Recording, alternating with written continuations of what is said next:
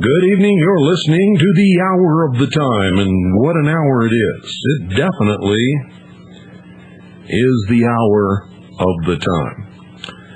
This time, right now, tonight we're going to have a guest who's just going to blow your mind.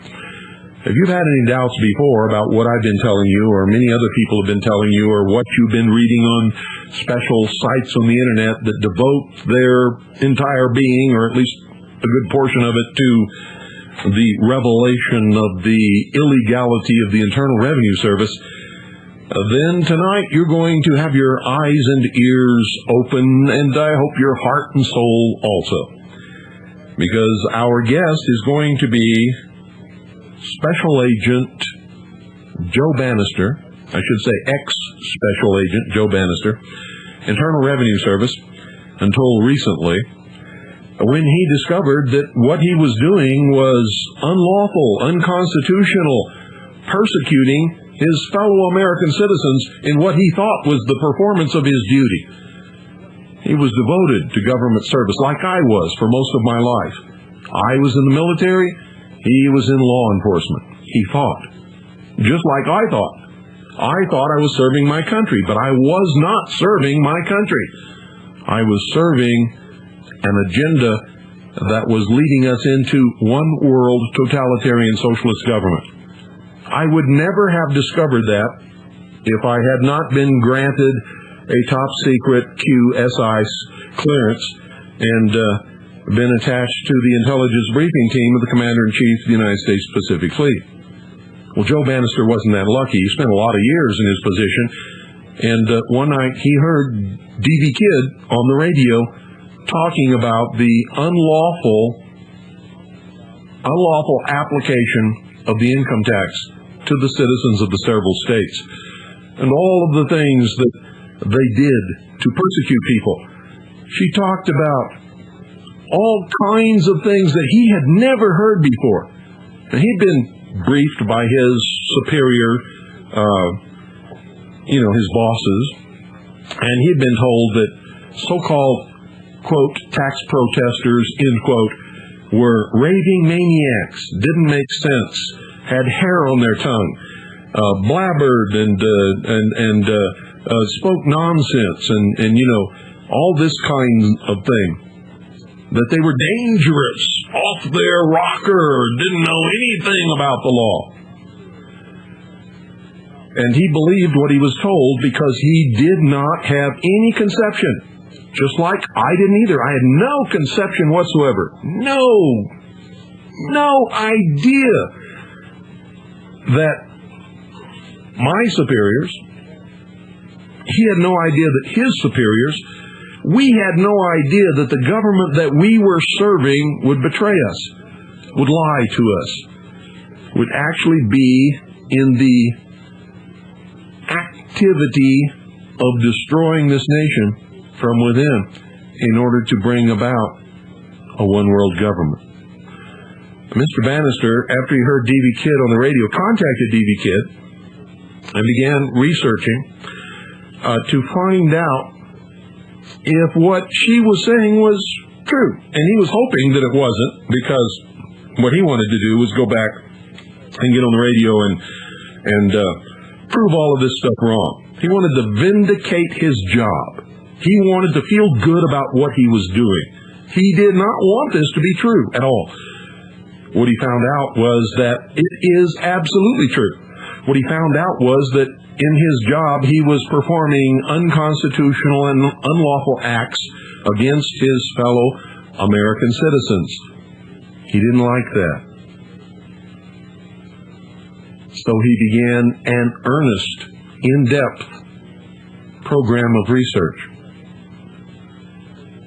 And he discovered that what I and many other people have been telling you for many, many years is absolutely true. And he was crushed. He was heartbroken because it meant the end of his career. Unless he could make a report of all of the things that he had discovered, submitted it to his superiors, right on up the line to Washington, D.C., and then have them refute it in the law and explain to him where he was wrong. Well, he did this, but they refused to answer any of his questions. They refused to refute anything that he had discovered in his research.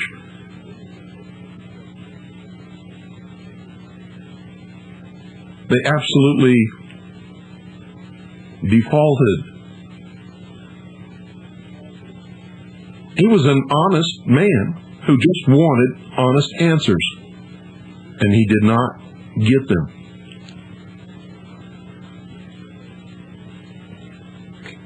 So that's what I know about Mr. Joe Banister. That's what I've learned.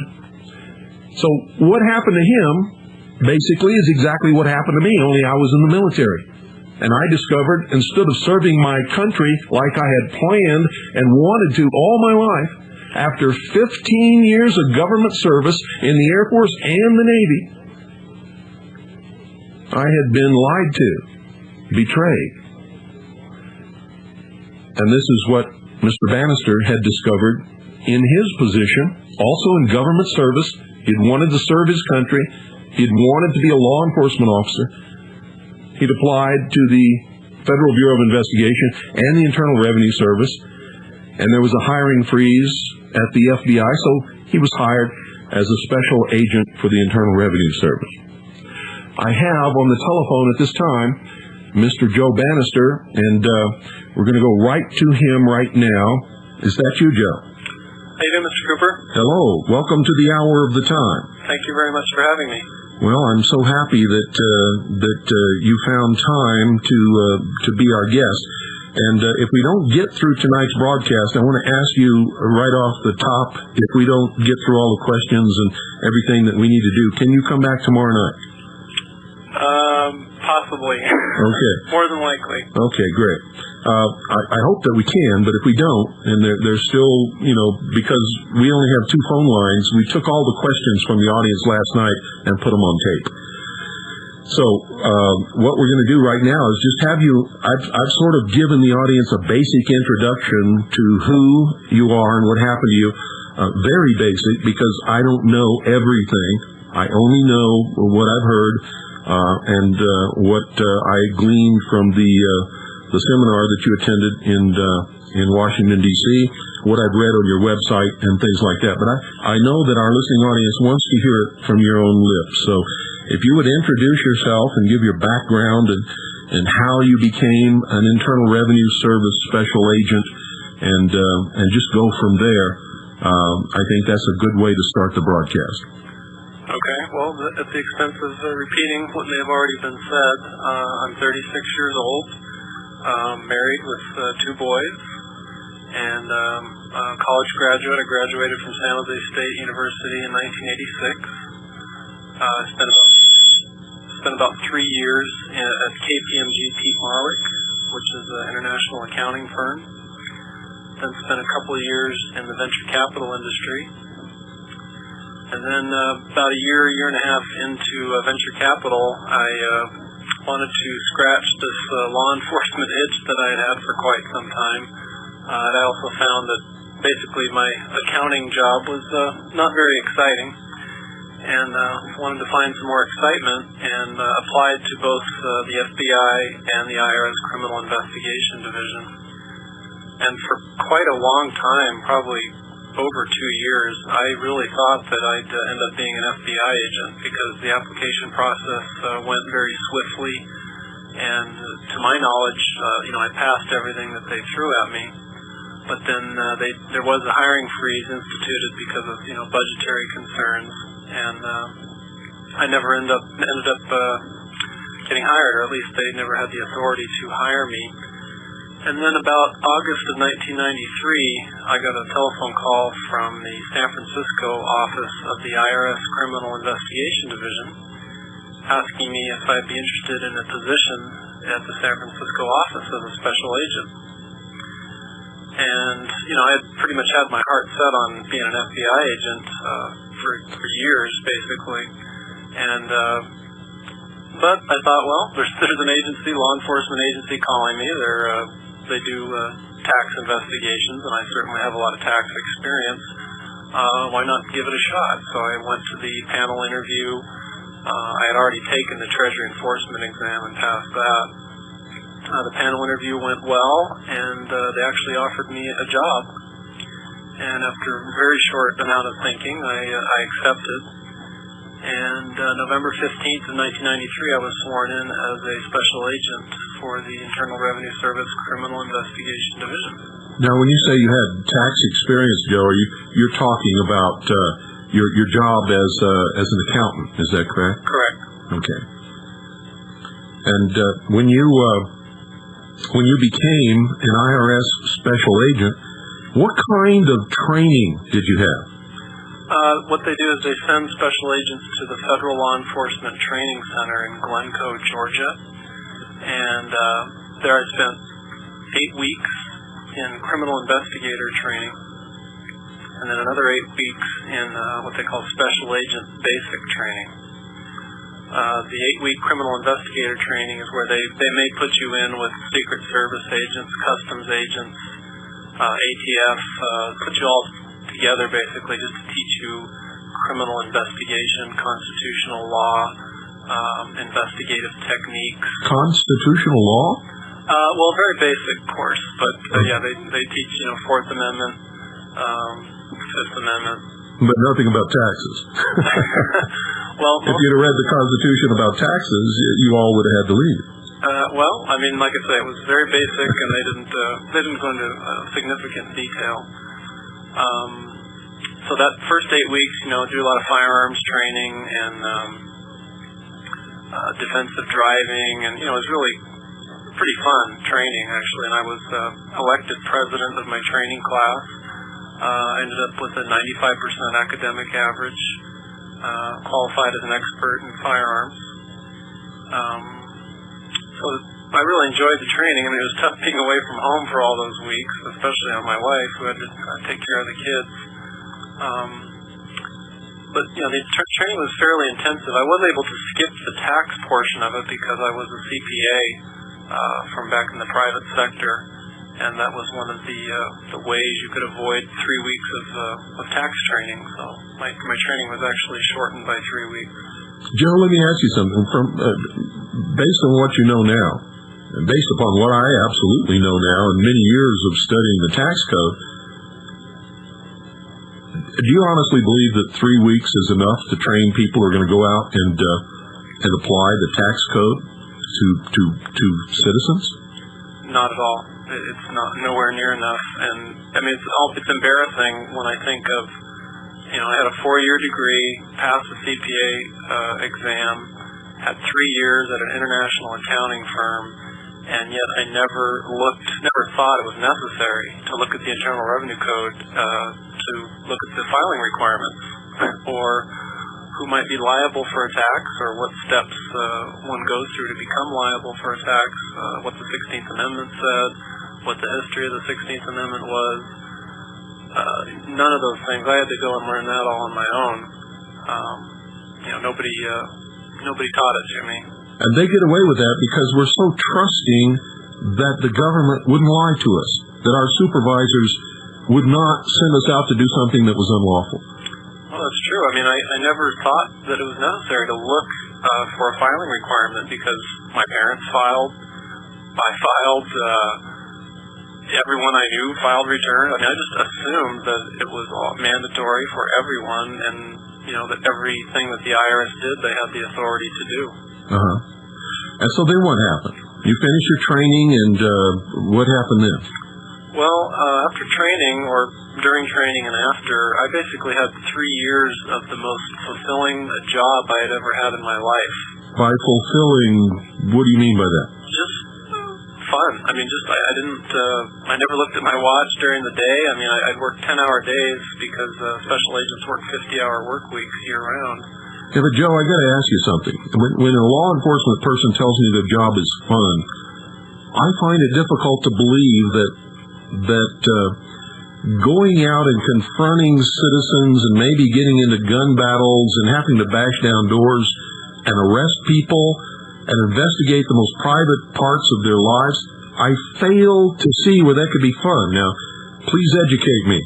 Well, I mean, I'm saying based on my prior mindset, my mindset from the day that I swore an oath was that everything, that the IRS and myself had the authority to do what I was doing, that the taxes that were collected were necessary and useful, and so I felt that I was using my financial skills to fight crime and help the country. So you felt like I did when I was in the military, that I was helping to fight the battles of my nation and protect and defend the Constitution and freedom and all of those things. Yeah, so when I say fun, I mean I felt good about what I was doing. Yeah. And I felt, the IRS, I didn't live under a rock. I knew they had a bad reputation, but I thought that I was a friendly enough guy, and I was fair, and I believed in the Constitution. I was an NRA member from even before I was sworn in. I was conscious about constitutional issues, and I thought that I could put a good face on at least part of the IRS. Yeah. Now, let me ask you something, and bear in mind, Joe, that I'm not pinging on you. I'm asking these questions because they're in the minds of the listening audience, and I know it, and to be a fair radio host, I have to ask these questions. That's fine. But I know where you're coming from because I was in that position with government at one time myself. How could you say or believe that you were being fair when you didn't know anything about the regulations and the laws that you were applying? What is fair? Well, I guess my answer to that would be, in my mind, I thought that I knew enough. Okay. Because the, filing requirements, all those things, under my assumption that those questions had been answered long before I ever entered the job, then I assumed that, for one thing, I never really looked into any of these quote-unquote tax protester arguments. I just knew that they were out there, but I never investigated them, at least during the first 3 years of my career. Again, I knew the agency was unpopular, but I believed that the tax was all the things that the average American thinks that it is. Sure. And felt that I could, there aren't that many accountants who can shoot well. So I just felt that I was a unique individual who had skills to be a law enforcement officer, but also financial skills. Okay. And then where did you go at that point? How many years were you a special agent for the Internal Revenue Service? 5.5 in total. First 3 years were as a euphoric person who thought that he had arrived at the best job on earth. But in December of 1996, that changed when I heard D.V. Kidd on the radio. And I'm assuming you know who D.V. Kidd is. Yes, I know D.V. I've known her for a long time. And what happened? What did you hear D.V. say that got your dander up, so to speak? Well, I'd never heard of her in my life. I didn't know who she was. Didn't even know. I guess I could tell she was a female. But she was saying on the radio, it was on a San Francisco Bay Area radio station, saying that the income tax was voluntary for most people. And I thought, as I was listening to her say this, I was driving in we call it a G car, with the lights and the siren and I had my handcuffs and my 6-hour 9mm, and this lady is saying that the federal income tax was voluntary. And I would have normally dismissed that kind of talk right offhand, but she was saying it on a radio station, a radio show that I had been listening to for the couple of years prior to that. And they had talked about, pro-gun issues and all the things that I liked. Constitution, the corruption in the Clinton administration. They seemed to really tell things like they were. They didn't sugarcoat them, they just told the truth. So when this particular host had D.V. Kidd on, obviously what she was saying was completely the opposite of my belief system and what I knew to be true. So it really put me into kind of a quandary. I thought, this lady can't be telling the truth, but why is she on this particular radio show where they've told the truth in the past, at least as far as I can tell? And so the way I solved that little quandary was she has a couple books that she offered. One was called Why a Bankrupt America, and the second was called Blind Loyalty. and I ordered those books and received them along about beginning of January of 1997. Blind loyalty tells the tale, doesn't it? It made my jaw drop down to the floor. And, it really just barely touches the surface. At least I could tell after the 2.5+ years I've been at it now. Just barely scratches the surface of all these issues, but it really blew me away. So what I started to do was I did a ton of reading. So much so, my wife knew I liked to read, but... What you started to do and what you really wanted to do was prove her wrong, isn't that right? Yes. I thought, again, she cannot be right. Otherwise, why do I have this gun and badge and handcuffs and bulletproof vest? And why would the government allow you to do these things? Exactly. So I embarked on this long, long journey that I thought initially would be very short, because I thought, hey, I'm a CPA, a college degree, I'm a special agent. I should be able to put this stuff to bed in a couple weeks. And 2.5 years later, or actually longer now, was not able to disprove most of, if not all, of what DV Kidd said. In her booklets, she'll mention a variety of issues, but one of the people that she mentioned in there was a guy named Bill Conklin. And again, I'm assuming that you know who he is. Yes, I know who everybody is. I'm one of the ancient veterans of the true patriot movement in this country, who really believe in government, support government, believe in the law, and are willing to die for it. So that's who you're talking to here. and forgive me for not, I'm fairly new to all this, and I wish I wasn't. Well, you heard about me somewhere because you called me. Yeah, we talked about that. I got your name from somewhere, but I didn't know much about you, or don't have a lot of history. Well, go ahead.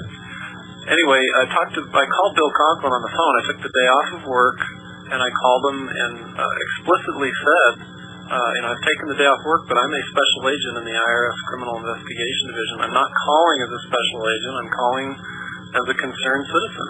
I received these booklets from DV Kidd at my home. I've been reading a lot at my home. This is not an IRS investigation. This is my investigation. And I'd like to talk to you more about the Fifth Amendment. And, you say that filing federal income tax returns is voluntary, and I want to find out more about that. And so he sent me all kinds of literature. He sent me his book, Why No One is Required to File Income Tax Returns. And then I went out and independently verified, went to law libraries, and didn't take his word for anything. I went and checked out what he had to say. And one of the things he did, which I thought was interesting, is he sent me $50 to cover my phone bills, because I guess I had mistakenly complained too much that I was paying for all this on my own, because I wasn't doing this under the auspices of the IRS.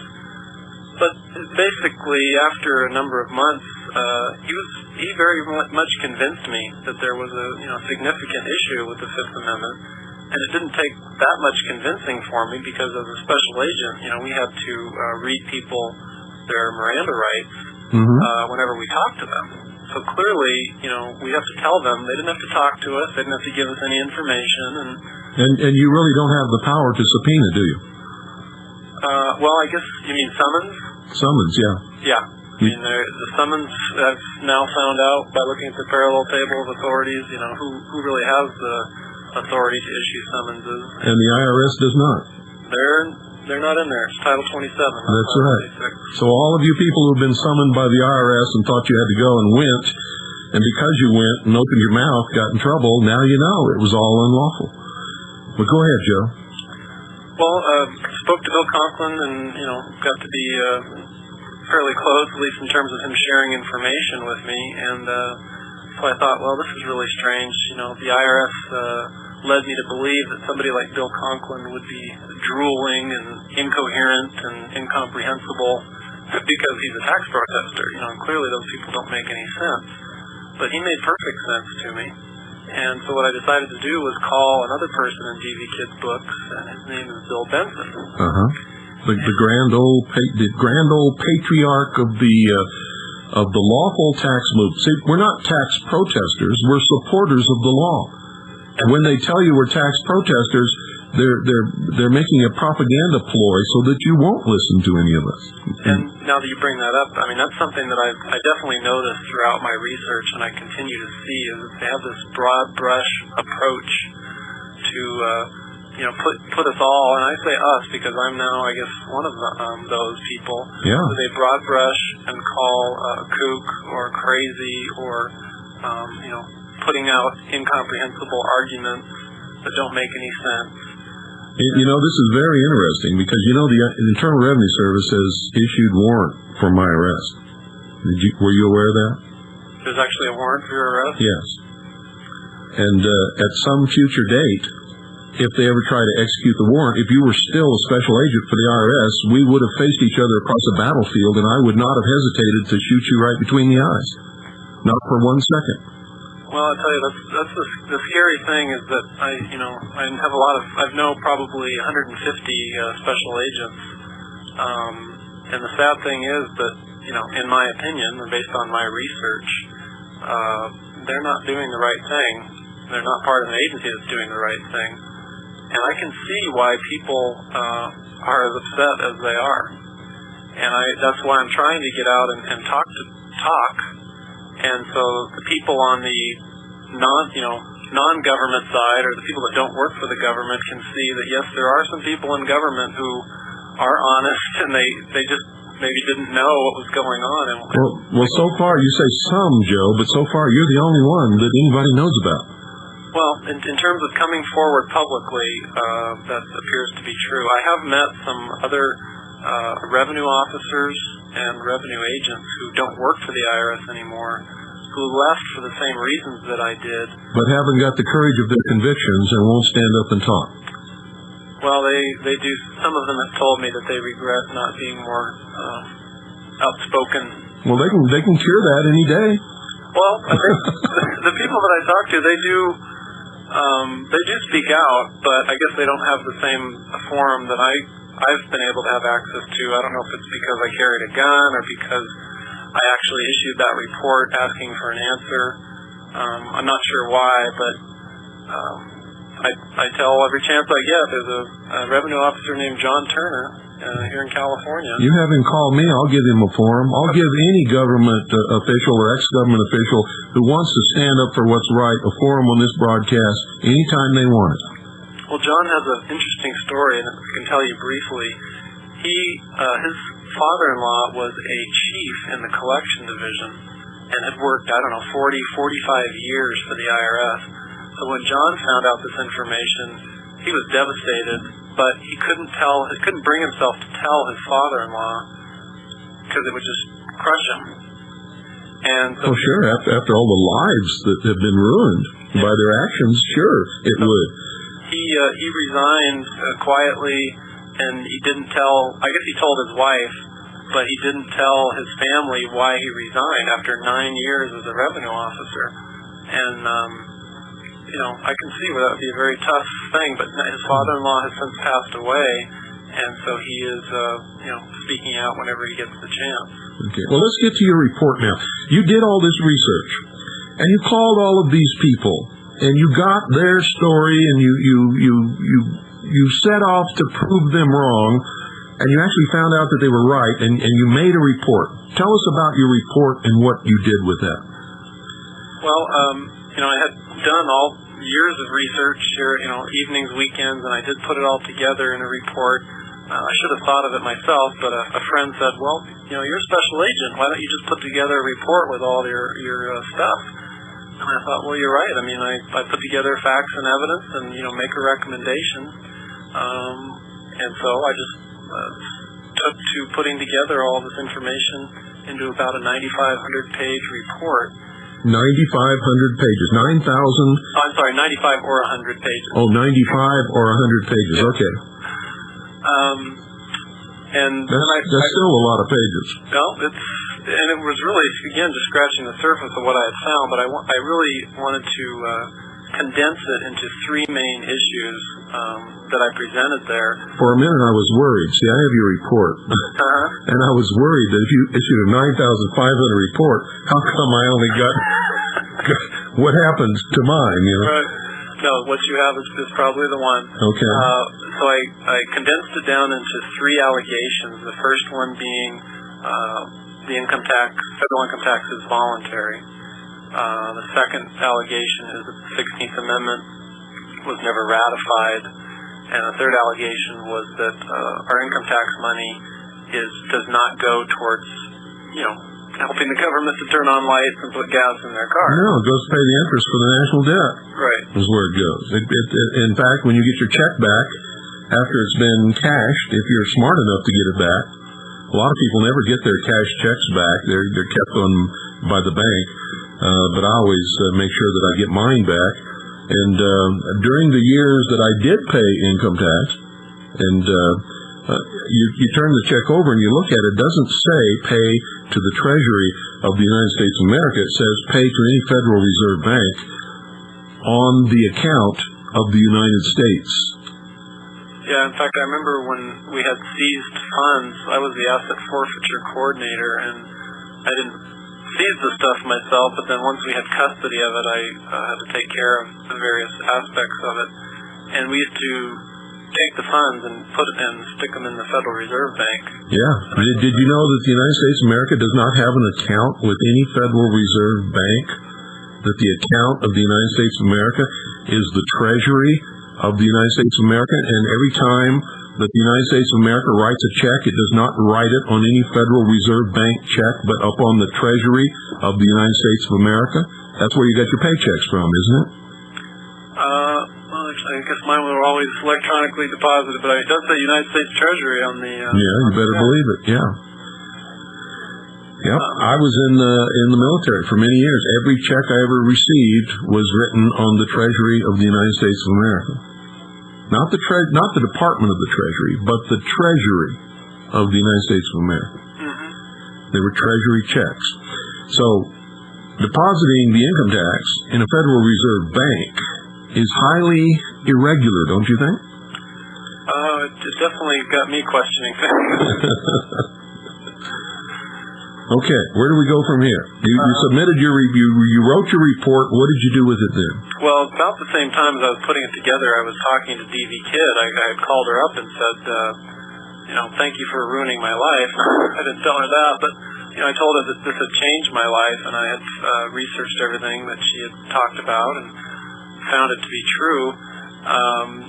And so she said, well, what are you going to do about it? And so we talked about this report that I was putting together, and I said, well, I'm going to be confronting somebody about this because I am a sworn federal law enforcement officer. I swore an oath to support and defend the Constitution, and it looks like I'm going to have to, do a little abiding by that oath, and I'm going to have to start bringing this up. So in February of 1999 was the actual D-Day where I took all of my research and put the report all together and handed it to my immediate supervisor. And who was that? If you don't mind, I'd rather not say his name because he's an old friend of my wife's family. And I just... Yeah, but Joe, you have to understand there's a lot of people out there who don't believe a word you're saying. And if you skirt around naming names, they're going to say that this is all a hoax or something. I mean, you've got to say who this guy was, who you submitted it to. I mean, we can find out if we have to. Yeah, I guess. I mean, I'm sure the letters are already all over everywhere anyway. His name is Bob Guarini. Okay, and what was his position? He was a supervisory special agent. Okay, of what area? Of the Criminal Investigation Division for the Central California District. Okay. And then, so he saw the report. Where did it go after it was placed in his hands? He took it to my chief. Yeah. His name was Paul Varzel. Okay. And what was his position? He was chief of the Central California District of the IRS. So he was chief of the whole district. Yes. And then where did it go from there? I was told, I didn't, follow it that far, but I was told that it went to the Assistant Commissioner for Criminal Investigation, and he answers to the Commissioner. And did it ever go to the Commissioner? I wanted it to, but I don't have confirmation that it did. Okay. And then what happened? What did you do to follow it up, or did they come back to you, or did you go to them and say, what happened with my report, or? Well, I put a letter with my report where I kind of recounted, my background and experience. So I wanted to say once again that I'm not, I think I'm a competent enough person to have put this information together. Hey guys, I'm no flake. You hired me. I've been working for this long for you. I've done this, and this. I know what's going on here, and that's right. That kind of at least 1/4 of it just talking about what the positions I had held and my promotions and all that kind of stuff. Then I went into my oath, and I talked about the different Treasury pronouncements, talking about confidence in the service and faith in its dependability and integrity are factors having a vital impact on our ability to carry out our purpose. Went into the IRS mission statement. We're supposed to collect the proper amount of tax revenues in a manner that warrants the highest degree of public confidence in our integrity, efficiency, and fairness. Basically all of these things that I used as guideposts to let me know whether or not I was doing a good job. Sure. But what I said was I've put this report together, and based on my findings, I find that a lot of this information is true. I need you to help me find the error of my analysis, if there is any. In other words, you really wanted the government to come back to you, and I know how this feels. Remember my background. You really wanted the government to come back to you and say, you've been misled, and these people have conned you, and here it is right here, Joe. All you got to do is read this and look at this, and we can explain this over here, and this is how it really is. And what did they do? And actually the title of my report was a preliminary report. I really had my hat in my hand and saying, look, I'm not a Supreme Court justice, I'm not an attorney. I could be wrong. And I really don't want to believe this. I don't really want to believe this, but I need your assistance here to help me get to the bottom of this. And I did say in that letter, if you can't show me where I went wrong, or if you won't answer me, I'll have to resign because I cannot serve two masters. I swore an oath to support and defend the Constitution, and if you're going to tell me that you're not going to listen to me, then I can't be here anymore. Well, about a week later, they gave me a memorandum. I was called into my chief's office, and they gave me a very short memorandum. And it said, quote, the Internal Revenue Service will not be responding to your request and will provide you with the necessary paperwork to tender your resignation. Now, Joe, why in the world would a government agency, if indeed it is, there are many of us who have discovered that it can't possibly be, it's not even listed in the United States Code under Title 31 as an agency of the Department of the Treasury, which by law it must be if it is. And I don't know if you've gotten that far in your research, but it's true. You can look it up yourself. Why in the world would a government agency refuse to support its position in the law when challenged, when it could be so easy to do that and would solve so many problems? For instance, I've been challenging them for years to prove to me that I'm required to file and pay the income tax, and the minute they do that, I will be happy to not only do it, but make up for all the years that I didn't do it, and they still refuse. Well, and that's exactly what I've been thinking a lot about since February of this year, because they have the opportunity, if they truly want to solve problems. One of the big problems is all this information that's out there that more and more people are learning about and doing something with. And they could have said to me, Joe, you went wrong, you went down this wrong path here, and here, and if you had done this, and this, you would have come to a different conclusion. I would have very much liked to have that kind of an answer. But even if they would have said, you know what, we're going to make a complete fool out of this guy, he went and risked his reputation as a CPA, his reputation as a law enforcement officer, his reputation as an American and a human being, and we're going to make him look like a complete fool because we're going to show how stupid his research was. Well, they chose not to do that either. They simply chose to accept my resignation, which I really just said, if you can't answer me, I'll have to resign. They basically encouraged me to pack my bags and get out. Yeah. Well, they can't have somebody around that knows the truth. Well, you might educate somebody else. It turns out later on, that report that I issued to them, they sent it back to me, the original report. So apparently they didn't even want somebody reading it there in the files. Oh, so it was never filed anywhere? Well, I mean, I gave it to them, and I didn't see it for a few months. But that's highly irregular. Anything submitted should be on the record and in the files. One day in the mail, I got my report back, and it just said your report on a little IRS transmittal thing. Wow. Well, that says a lot, doesn't it? Yeah, or it doesn't say anything, but it says a lot. Yeah. Yeah. Sure. Well, it says an awful lot to me. They didn't want it in the file. They didn't want it on the record. In fact, I heard from Bill Benson recently that there was a doctor, like in Michigan or somewhere back there. She sent in a copy of my report with some other, documentation, and they sent back my report to her, but they kept everything else. Oh, really? I'm not sure what's going on. They kept everything else. They put it in her file as a tax protester. If she wasn't a tax protester before, she now is. Yeah, but I guess for some reason they didn't want my report in her file. It's like the FBI. If you don't have an FBI file, the minute you file a Freedom of Information Act request to find out if you do, that opens a file on you. No, people don't know that, but it's the truth. Well, I guess in my case, I must have a pretty thick file because the FBI did a background investigation on me before the IRS did. Oh, welcome to the club. I had a top secret QSI clearance in the Navy, and so I've had an FBI file for many, many years. Joe, what have you learned from all this? I've learned how to be very depressed about my government. Well, don't be depressed because it's not our government. Our government couldn't possibly do these things. Our government is outlined in the Constitution for the United States of America. Our government is severely restricted and only has a very few powers. This is not our government, so don't be depressed. This is a subversive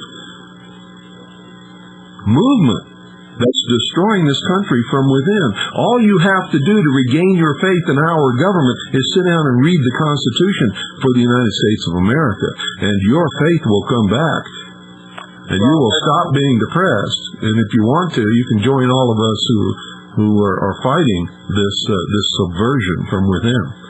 Well, maybe disappointed is a better word. I mean, I really had this pretty cheery attitude for the first 3 years of my career, and to find out that it was this bad, and of course I continue to find out or hear other stories and see other evidence of just how bad it is and how much they overstep their authority, and then how the courts help them along.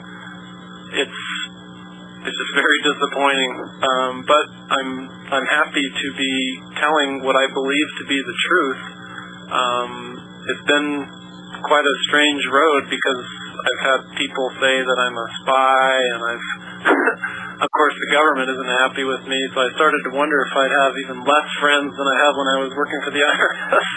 Well, I don't know if you know or not, but those of us who have been fighting this battle for a long, long time, we started out with the belief that we could effect a political restoration of constitutional Republican government, and now we know that that's not going to happen, that there's going to be a civil war in this country. So if you were a spy, when this civil war breaks out, your life isn't worth a nickel. Well, that's part of not the worry, but I mean, it's part of the reality of I'm not, but yet somebody makes the accusation, and then I don't have a friend because I left the government job, because I wanted to tell the truth. Well, you do have friends, and I'm not saying this to cast some kind of aspersion on you that you are a spy. What I'm trying to say is that no person who valued their life would ever do such a thing. Well, there's too many patriots in this country, and you would never be able to go anywhere if you were ever discovered to be a spy and be safe. You could not do that. It would not happen. You'd have to leave this country forever. And I think, I think the people that have made that accusation, if they really think it through, they'd have to question, why, like the third chapter of my report is all about the monetary system. Mm-hmm. I told it all. Well, I have your report, and you did. You haven't told it all, but you've told the basics of what you were able to hear initially and research. There's so much more to it. It's the subversion and the tyranny and the treason that has occurred is way beyond your wildest imagination. Even at this point, you barely scratched the surface. And I would venture to say that you're still, in many ways, in your mind, thinking a lot like you used to think when you felt that you were really serving your country, like I did. I was totally committed. If somebody had walked up to me back when I was in the military and really believed that I was serving my country and just full of the thrill of it all, and told me just the slightest little bit of what you and I are discussing tonight, I'd have punched him in the nose. I think that's what I'm dealing with a lot of the people that I used to work with, is that they want to continue to feel good about what they do or what they've done. Plus, they sure want to finish out their term and get their retirement check too. That's a big part of it. Well, retirement is a way of buying people. I'm afraid you're right, and I was there 5 years and didn't take a nickel away from it. But I wouldn't want it based on what I've learned. Yeah. Well, Joe, I admire your courage and your honesty. I think that you're the only, right now, this moment, you're the only person in government that I actually know believed in the oath that he took and was willing to actually support that oath. Well, I think they underestimate it because, I videotaped that oath, and I had my mom and my wife and one of my brothers and my oldest son. It was a big day for me. Taking that oath, and I really meant what I said. And I never realized that I'd have to, carry it out quite the way I did. Yeah, I don't know what your oath said, but mine said, support and defend the Constitution against all enemies, foreign and domestic. Yeah, mine said that too. Well, fantastic. I submitted a Freedom of Information Act request to get a copy of the oath for Internal Revenue Service special agents, and they refused to give it to me. Well, actually, on my website, I've got my oath. It's within the transmittal letter that I spoke about earlier. I put that up on my website, so you can see the oath that I swore to. Great. Wow, this is just incredible. You're going to have to come back tomorrow night because we haven't even asked any of the questions that we spent all night getting from our audience last night. Can you do that? You're gonna have to let me call you because I'm just not even sure what the calendar holds. Give me a call. If you can't do it tomorrow night, we'll do it sometime next week or the week after, because I have all these questions. We spent all last night's broadcast getting questions from the audience to ask you, because we only have 2 phone lines here. One goes to WBCQ for our international broadcast, and we're broadcasting concurrently here in the Round Valley of Arizona, 101.1 FM, and we're also picked up by a whole bunch of low-power FM stations across the country. And the other phone line you're on right now, so when I have a guest on the phone, nobody can call in and ask questions. That's the kind of budget we have, so to speak. So what has been the repercussions in your life from this? It's changed my life significantly. I'm back. I reactivated my CPA certificate, and I'm back, doing accounting work, which is kind of something I left before for all that excitement of law enforcement. Things have kind of gotten back to normal for the most part. I don't. I started the website, and I've had like 120,000 visits to it since March 1st. I think that's helped me to steer clear of any reprisal or any kind of dirty pool. Or I hope that's the reason, because I haven't experienced The more you are in front of the public, the safer you are. If you try to hide, you're dead. Yeah. It's as simple as that. Take it from one who knows. The president called me the most dangerous radio host in America in a White House memo which Rush Limbaugh read on the air. So I know what I'm talking about.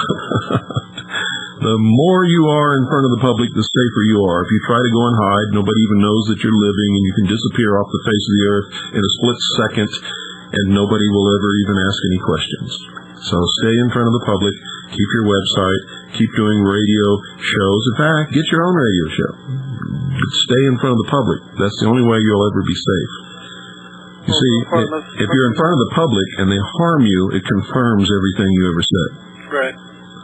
If you disappear and you go into hiding, nobody knows where you are. Nobody knows if you're alive or dead. Nobody knows what happened to you, and you disappear, and I'll get to tell you, out of sight, out of mind. Well, so far it must be working, because life is just very uneventful. Good. What happened to your friends? Did you have a lot of friends in government service? Yeah. What happened to them? Well, the IRS agents are all still working there. I speak to a few of them here and there. Do they have a conscience?